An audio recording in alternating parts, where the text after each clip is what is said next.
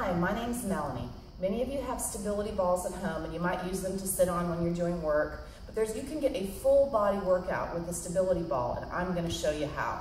Let's start by doing a few cardio moves. You can take the ball, it weighs a few pounds, and you can do some squats and lift the ball up in the air. So from the side, bring your weight in your heels, lift the ball up, warming the lower body and the upper body. Another option is to do a few ball throws. Lower body movement is the same, and just toss the ball up in the air, adding a little bit of eye-hand coordination. You can also do lunges. I'll demonstrate this from the side. Take a step back, line up knees over toes, knees over ankles, and bring the ball to the side, to the front, and to the opposite side. Bring both legs back together and repeat on the other side. Getting a nice twist through the torso, keeping the hips facing in the same direction. You can also do a little bit of coordination by bouncing the ball. And finally, you can sit on the ball, act like a kid, and do some ball jacks. I recommend you do each of those moves for about 30 seconds to get your heart rate up. Now for some strength moves for the lower body.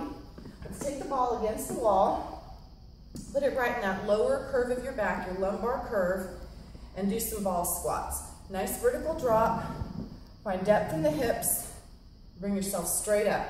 Make sure the knees and the ankles are aligned at the bottom of your squat. Squeeze the glutes at the top.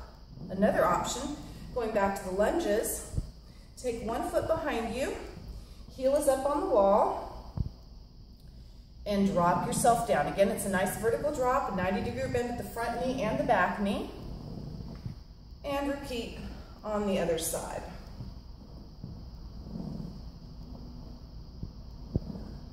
A final movement for our lower body is to sit on the ball. Keep your core engaged, nice straight spine, relax the shoulders down, extend a leg, and do some leg lifts. You'll feel the work through the quad muscle, through the hip flexor, and into the abdominal. Again, make sure you equal out both sides. I also recommend timing these moves, probably about 30 seconds for each one of these lower body moves. Now, final move is a bridge. So sitting on the ball, roll yourself out, let your head relax on the ball, and squeeze your bottom as you lift up those hips, so lift and lower. You can add a little balance challenge by pointing fingers towards the ceiling and rolling yourself side to side.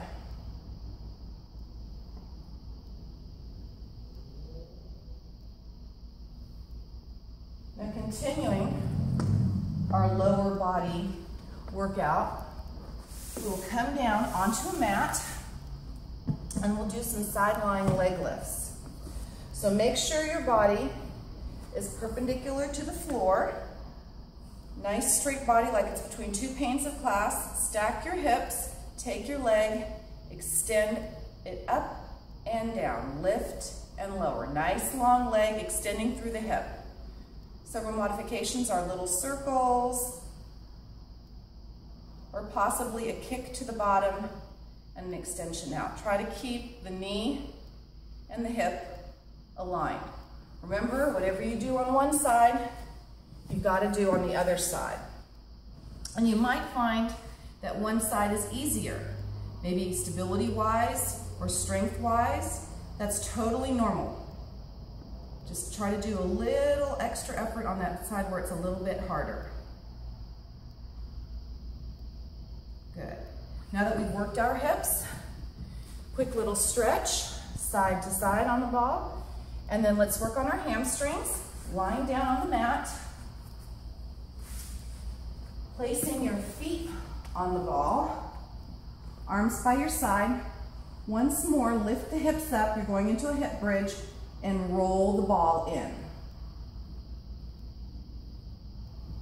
Now, if you're able, advancing people can put one leg up in the air and try some one-legged bridges. These are pretty difficult, these hamstring curls. If you start to cramp, come out of it. Good. Now from right here, we're going to end with a few abdominal exercises. First one you can do is just take the ball between your legs, get a little work through the inner thighs by crunching and squeezing the ball together at the same time. So exhale, crunch up, inhale, release and relax. Make sure that you try to keep the shoulder blades off the mat and your tailbone off the mat to maximize abdominal activation. Another option is to take the ball and pass it between the hands and the legs. If you have any neck pain, go ahead and put your head down, or if you can, lift it up, but make sure you keep no strain in your neck, shoulder blades off the mat, relaxing the jaw. Final move, I call this the scissor. Take the ball, put it between your shin and your calf, head can be up or down, and reverse crunch. And don't forget, you gotta do the other side as well.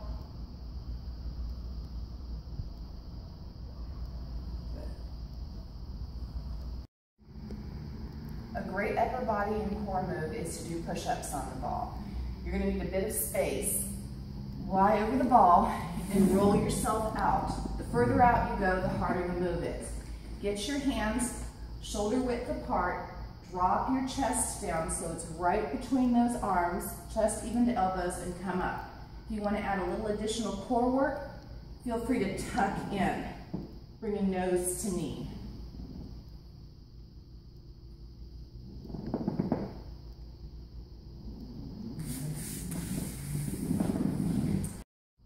Thank you all very much for watching, and I hope this gave you some ideas on how to use some equipment at home with just your body weight. Thanks. My name is Melanie, and I have many clients and friends who have balls. Wait, I have lots of clients with balls. Okay,